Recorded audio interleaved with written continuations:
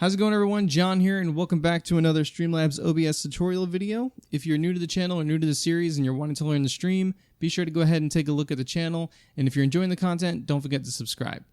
So for today's video, I'm going to be talking about the alert box. Now, I'm going to be going over the settings, but if you feel more comfortable with using the website version, then you just go to streamlabs.com, sign in, and you'll be able to adjust all the settings on there as well.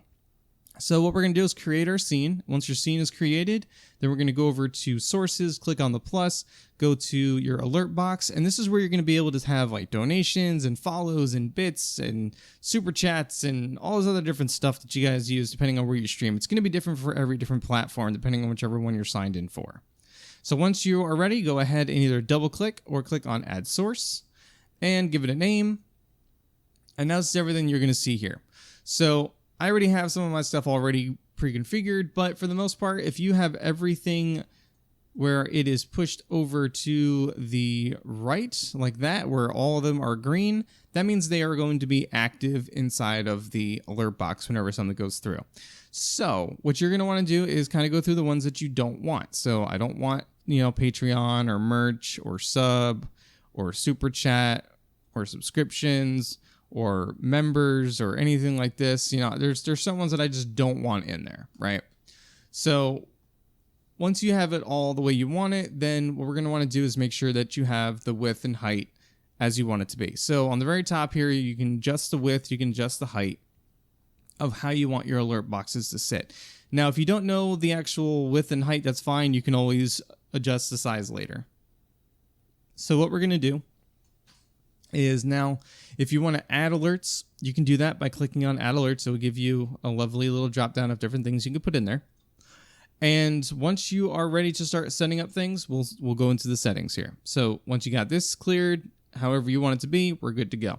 So on the right hand side here, you have your layout. So this is going to be very similar to how it is over on the website, right? So you have the image sitting above, message below.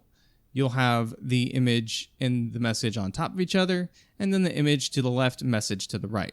So it matters on however you want it to be set up. And then you'll have general settings, moderation tools, and your source, as well as having a background color if you need one, and then the alert delay if you want to have an actual delay for the whole entire alerts. So what we're going to do is we're going to select one. So let's start with donations. So now that I've opened up donations, don't worry about it saying default. Don't worry about that at all.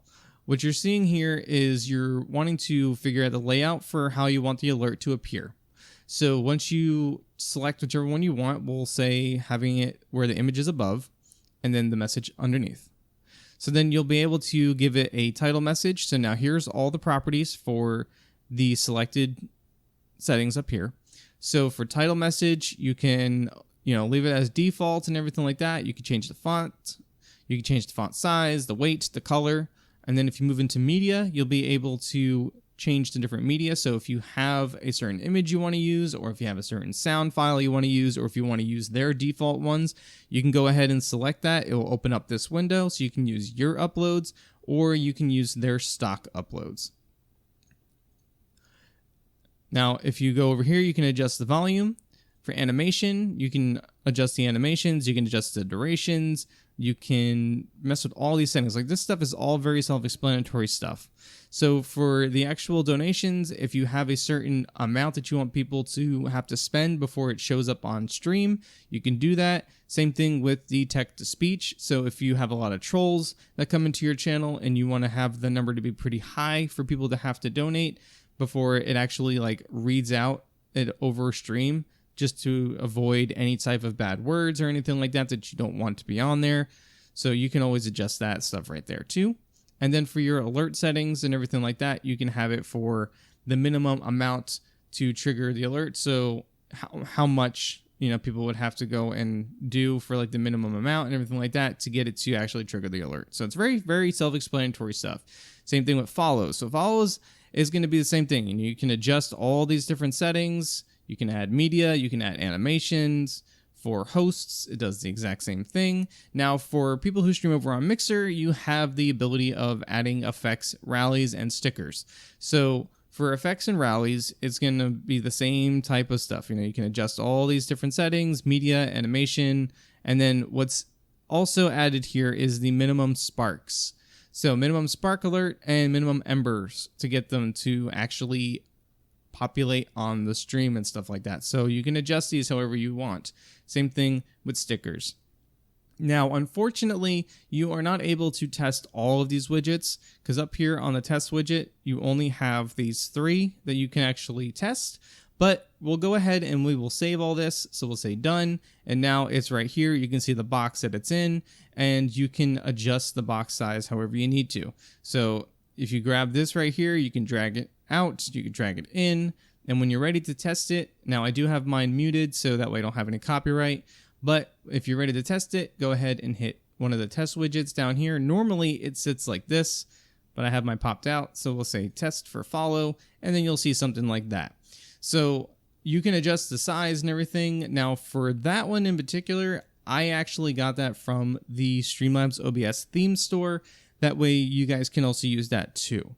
And you can add and install all those things. One last thing though that I do want to also mention is you probably did see that there is also an HTML CSS. Now the reason why I didn't mention this at first is because it could be a little overwhelming, especially for people who don't know how to code. But if you are a coder or programmer or whatever, you can have HTML, CSS, JavaScript, custom fields and stuff like that. So you can get in here and start making it all customizable to yourself and stuff like that. So there's definitely that option too. But that is pretty much how you set up the alert box. Like I said, if you want to use the one over on the website, that's fine too. It just matters on where if you're more comfortable. But if you guys want to share anything inside the comments for other streamers or for myself, anything I may have missed, or if you have any questions, let me know inside the comments. You guys can always reach out to me on Discord or Twitter. And if you guys want to hang out with me or talk to me about it while I'm streaming, I stream over on Mixer every Monday, Wednesday, Friday. So I look forward to hanging out with you guys over there too as well. But anyways, thank you so much for watching, and I'll catch you guys in a future video or a future stream. Take care.